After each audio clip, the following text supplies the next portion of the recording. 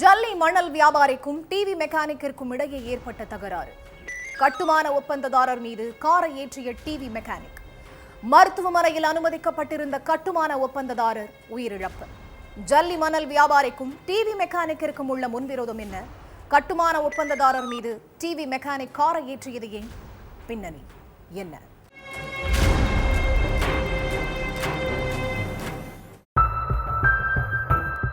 கார்ல வேகமா போய் ஒருத்தரை இடிச்சு தள்ளிட்டு மின்னல் வேகத்துல அங்கிருந்து ஒருத்தர் எஸ்கேப் ஆகி இருக்காரு.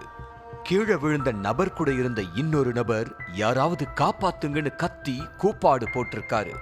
அப்போ அவ்வழியா போன பொதுமக்கள் கார் இடிச்சு கீழே விழுந்து அதிகமா ரத்தம் வெளியேறி மயங்கி கிடந்த நபரை மீட்டு பக்கத்துல உள்ள ஒரு பிரைவேட் ஹாஸ்பிட்டலுக்கு அனுப்பி வச்சிருக்காங்க. தகவல் தெரிஞ்சு சம்பவ இடத்துக்கு வந்த போலீசார் கூட இருந்த நபர்கிட்ட விசாரிச்சிருக்காங்க. அப்பதான் காரை வேகமா ஓட்டி ஒரு நபரை இடிச்சு கீழே தள்ளிட்டு தப்பிச்சு ஓடின நபர் யாரு, கீழே விழுந்தவர் யாரு, அவர் கூட நின்ன நபர் யாரு, இவங்களுக்கெல்லாம் என்ன பிரச்சனைன்னு எல்லா கேள்விகளுக்குமே விடை கிடைச்சது. கன்னியாகுமரி சுசீந்திரம் பக்கத்துல உள்ள தெங்கம்புதூர் பணிக்கன் குடியிருப்பு பகுதியைச் சேர்ந்தவர் ஜெயக்குமார். இவரு நாகர்கோயில் பகுதிகளில் ஜல்லி மணல் வியாபாரம் பண்ணிக்கிட்டு இருக்காரு.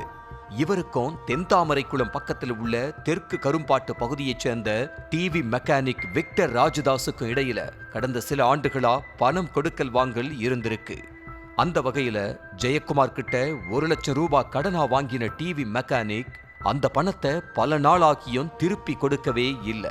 ஜெயக்குமாரும் பணத்தை கேட்டுக்கிட்டே தான் இருந்திருக்காரு. அப்படிதான் கொடுத்த பணத்தை கேட்கறதுக்காக செட்டிக்குளத்துல உள்ள விக்டர் ராஜதாஸ் கடைக்கு நேர்ல போயிருக்காரு ஜெயக்குமார். அப்போ வேலை நேரத்துல இப்படி பணம் கேட்டு கடைக்கு வந்தா எப்படி வேலை பார்க்கறது? கடைக்கு வர கஸ்டமர்கள் என்ன நினைப்பாங்க? கொஞ்ச நாள் டைம் கொடுங்க, உங்க பணத்தை தந்துடுறேன்னு சொல்லி இருக்காரு டிவி மெக்கானிக்.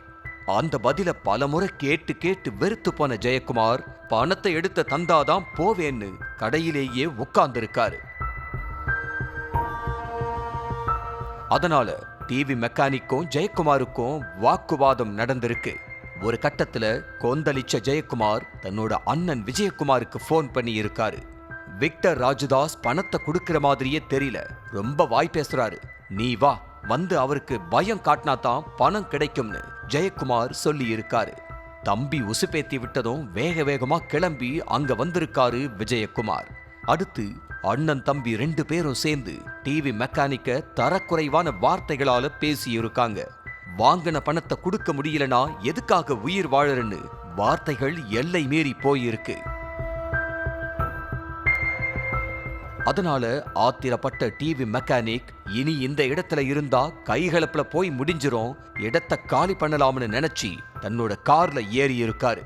காரை எடுக்க விடாம தடுக்க பார்த்திருக்காங்க அண்ணன் தம்பி. அப்போ வேகமா காரை இயக்கி இருக்காரு டிவி மெக்கானிக். அந்த நேரம் 2 பேரும் ஓரமா போக முயற்சி பண்ணி இருக்காங்க. ஆனா விஜயகுமார் மேல கார் மோதி அவர் படுகாயம் அடைஞ்சிருக்காரு.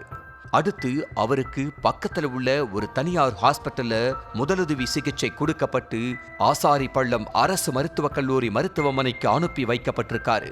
அங்க மருத்துவர்களோட தீவிர கண்காணிப்பில் இருந்த விஜயகுமார் சிகிச்சையில முன்னேற்றம் இல்லாம உயிரிழந்துட்டாரு. இதுவரைக்கும் காக்கிகள் கண்ணுல சிக்காத டிவி மெக்கானிக்க தனிப்படை அமைச்சு தேடிட்டு இருக்காங்க காவல்துறையினர்.